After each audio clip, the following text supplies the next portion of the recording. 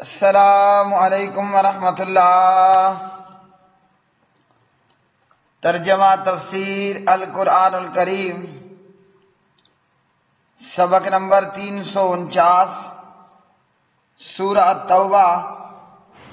آیت 25 تا 27۔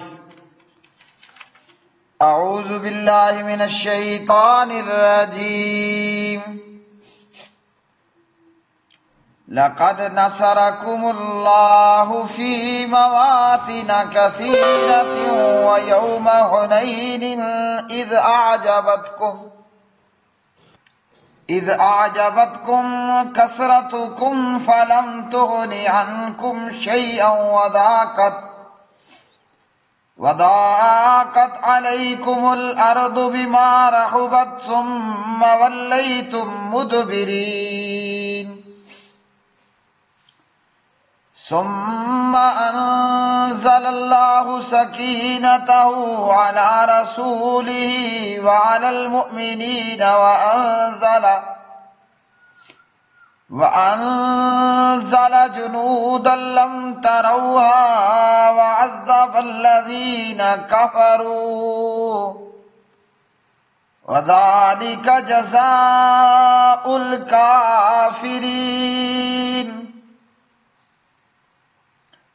ثم يتوب الله من بعد ذلك على من يشاء والله غفور رحیم۔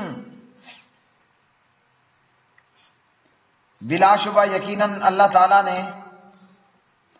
بہت سی جگہوں میں تمہاری مدد فرمائی،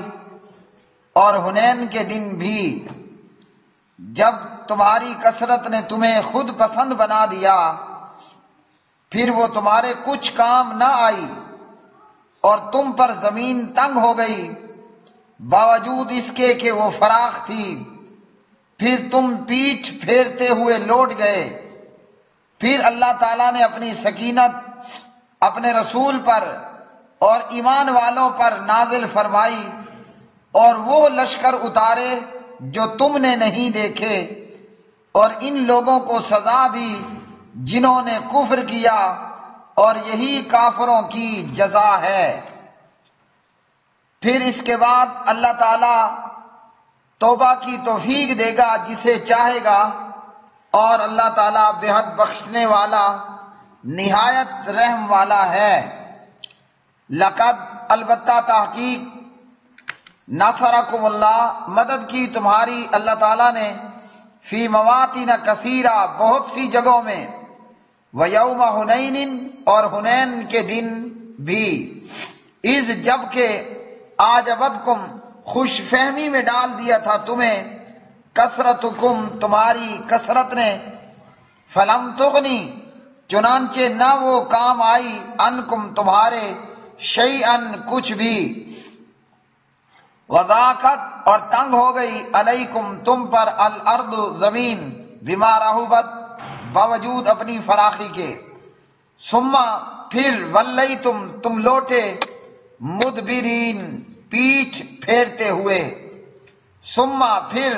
انزل اللہ، نازل کی اللہ تعالیٰ نے، سکینتہ، اپنی سکینت،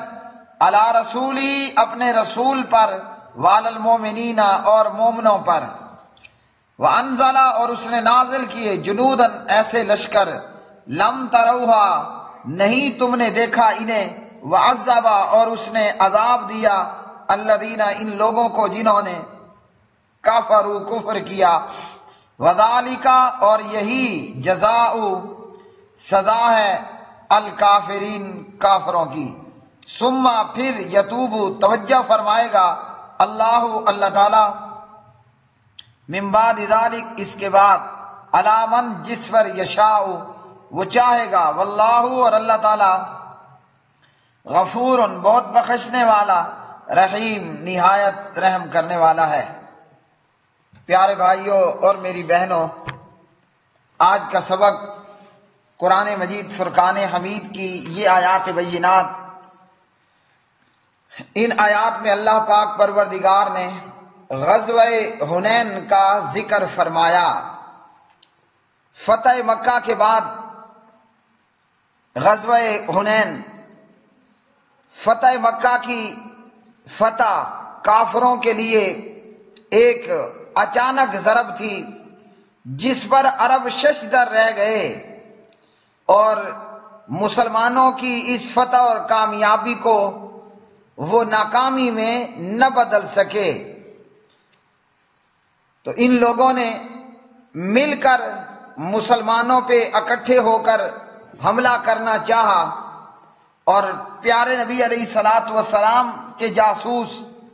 آپ صلی اللہ علیہ وسلم کو اس بات کی اطلاع دیتے ہیں کہ کافر ایک لشکر لے کر مسلمانوں پر حملہ آور ہونا چاہتے ہیں۔ نبی علیہ الصلوۃ والسلام کے جاسوسوں نے آپ صلی اللہ علیہ وسلم کو ان قبائل کے ارادوں سے آگاہ کر دیا کہ جو قبائل مسلمانوں پر، نبی علیہ الصلوۃ والسلام پر، اسلام پر حملہ کرنا چاہتے تھے، اور ان کا سردار جو کہ اس حملے کو لیڈ کرنے والا تھا اور اس حملے میں جرنیلی کے فرائض سر انجام دینے والا تھا، مالک بن عوف، مختلف قبائل نے مالک بن عوف کے پاس جمع ہو کر یہ طے کیا کہ مسلمانوں پر حملہ کیا جائے، اور یہ لوگ ایک لشکر تیار کر کے لائے، ساتھ میں عورتوں کو بھی لائے، بچوں کو بھی لائے، اور اپنے جانوروں کو بھی، بکریوں کو، اونٹوں کو، مال مویشی کو بھی ساتھ لے کر آئے کہ تاکہ اگر کوئی بھاگنا چاہے تو وہ بھاگنے کا سوچے ہی نہیں، کہ اگر وہ بھاگے گا تو نتیجتاً اس کا مال و اسباب اور اس کی آل و اولاد مسلمانوں کے پاس غلام بن جائے گی۔ مالک بن عوف اور ان کافروں نے مشورہ کیا جس میں یہ طے پایا کہ مال و اسباب سمیت بکریوں، مال مویشی اور جانوروں، عورتوں اور بچوں کو ساتھ لے کر مسلمانوں کے مقابلے میں نکلا جائے۔ اور مالک بن عوف کو مشورہ دینے والوں نے مشورہ دیا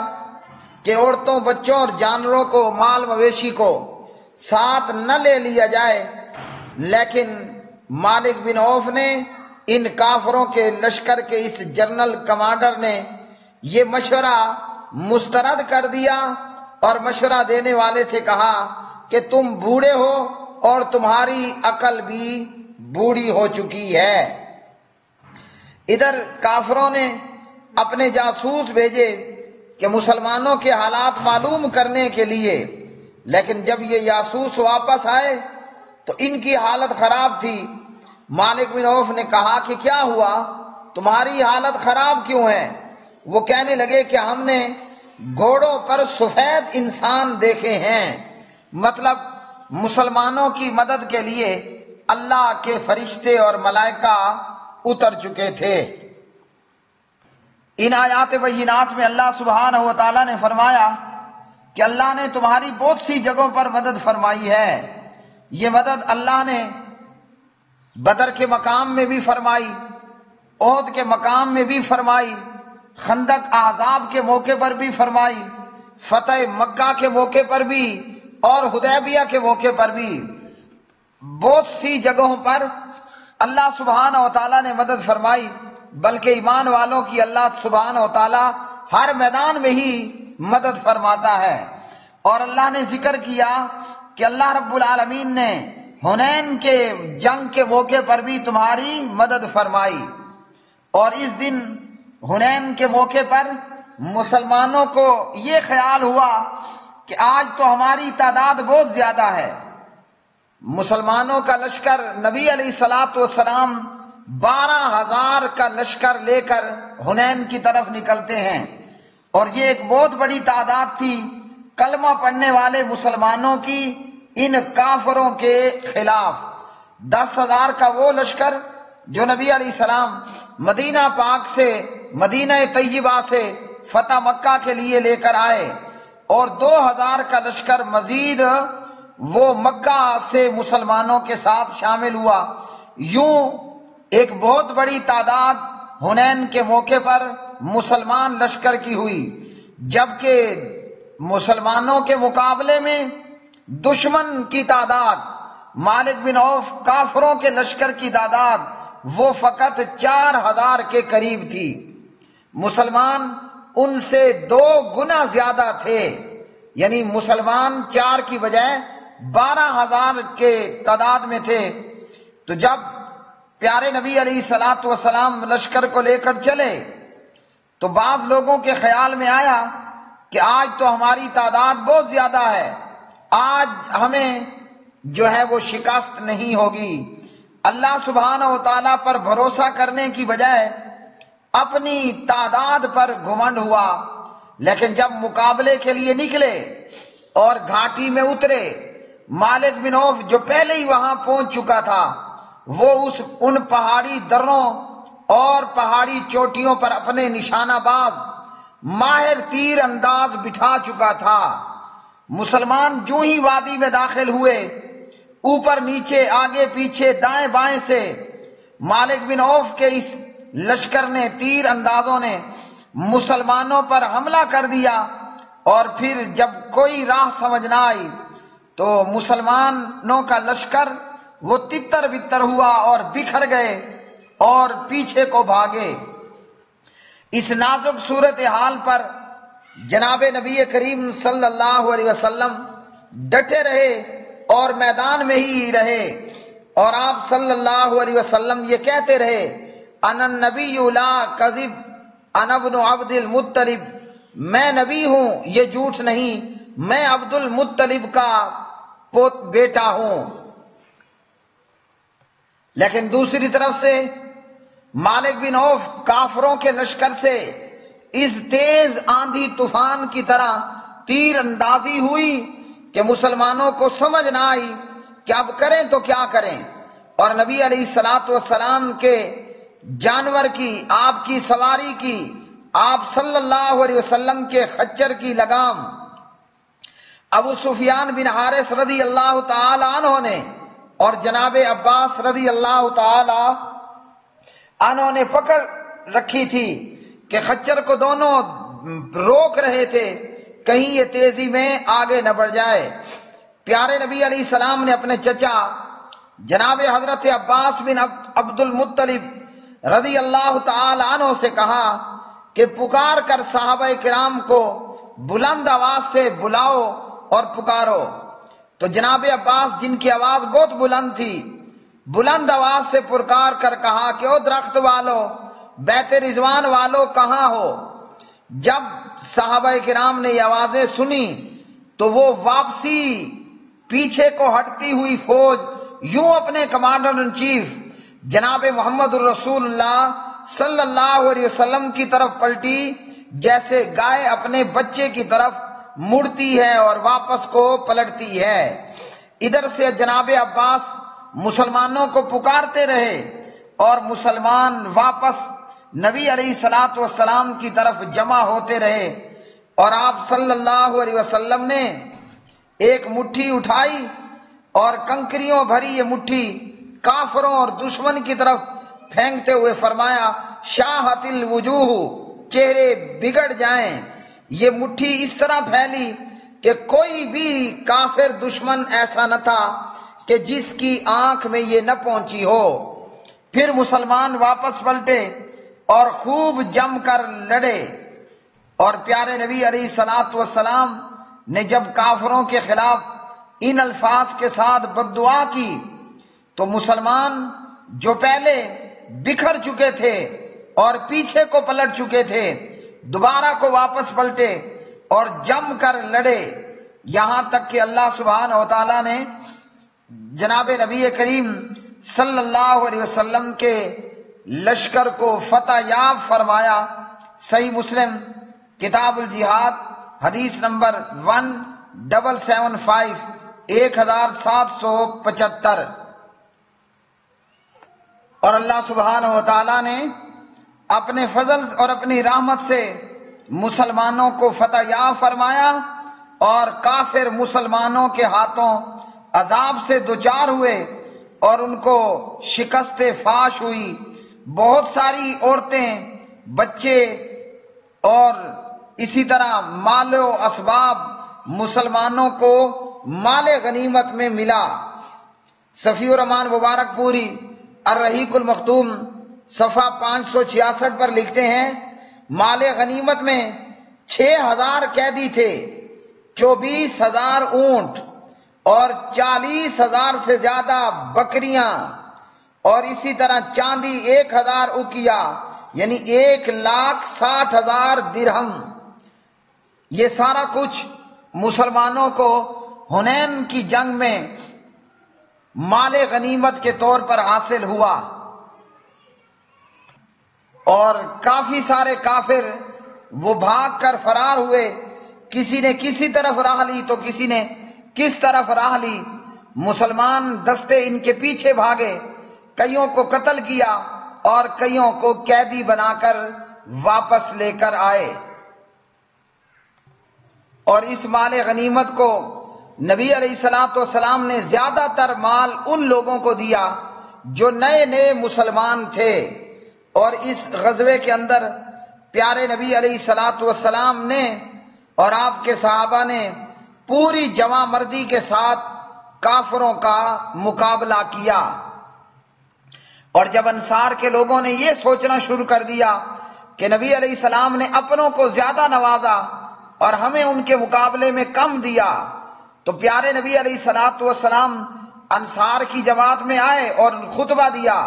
اور فرمایا کہ لوگ اپنے گھروں کو مال لے کر یعنی اونٹ، بکریاں، چاندی لے کر جائیں اور تم اپنے گھروں کو جناب محمد الرسول اللہ صلی اللہ علیہ وسلم کو لے کر آئے. اور فرمایا کہ اگر ہجرت نہ ہوتی تو میں انصار میں سے ہی ایک ہونا پسند کرتا. اور پیارے نبی علیہ الصلوۃ والسلام نے انصار کو دعا دی کہ اللہ رحم فرما انصار پر اور ان کے بیٹوں پر اور ان کے پوتوں پر. اور جب پیارے نبی علیہ الصلوۃ والسلام نے غزوہ حنین کے 20 دن بعد مال غنیمت تقسیم فرمایا، اور جب غزوہ حنین کے 20 دن بعد حوازن قبیلے کے باقی لوگ مسلمان ہو کر آئے اور نبی علیہ الصلوۃ والسلام کی خدمت میں حاضر ہوئے،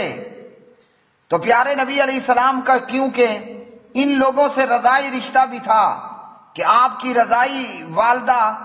حلیمہ سعدیہ رضی اللہ تعالی عنہا اسی قبیلے سے تھی، اللہ نے ان باقی لوگوں کو مسلمان ہونے کی توفیق بخشی تو یہ اپنے مال، اسباب اور قیدی واپس لینے کے لیے آئے. تو پیارے نبی نے فرمایا تم نے آنے میں دیر کر دی، میں نے تمہارا انتظار کیا لیکن جب نہ آئے تو سارا کچھ تقسیم ہو گیا. اب یہ ہے کہ دو میں سے ایک چیز کا انتخاب کر لو، یا اپنے مال واپس لے لو یا قیدی. انہوں نے کہا کہ آپ ہمارے قیدی آزاد کر دیں.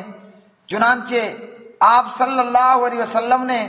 ان کے قیدی عورتیں بچے ملا کر جو کہ 6000 کے قریب بنتے تھے وہ واپس کر دیے اور مال غنیمت واپس نہیں کیا گیا. امام ابن قیم رحمہ اللہ تعالی نے فرمایا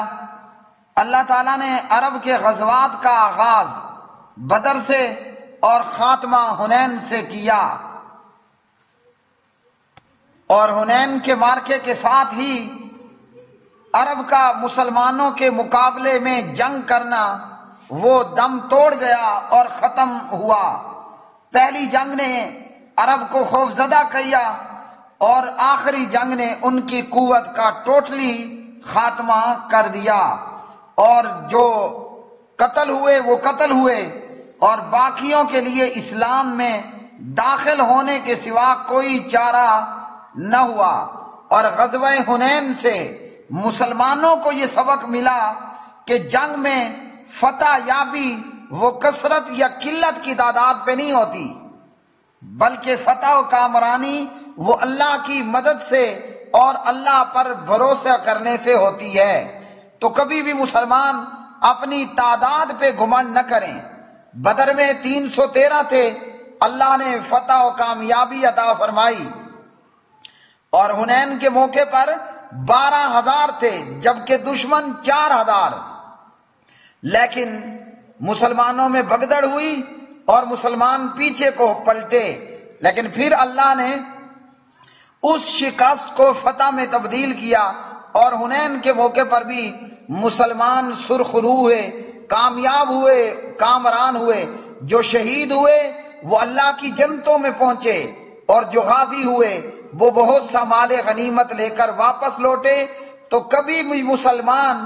تیر و تفنگ پہ بھروسہ کرنے والا اور اپنی تعداد پہ گھمنڈ کرنے والا نہ ہو، بلکہ محض صرف اور صرف حسبنا اللہ و نعم الوکیل، حسبی اللہ لا الہ الا ہوا علیہ توکلت وہو رب العرش العظیم. وآخر دعوانا ان الحمد للہ رب العالمین.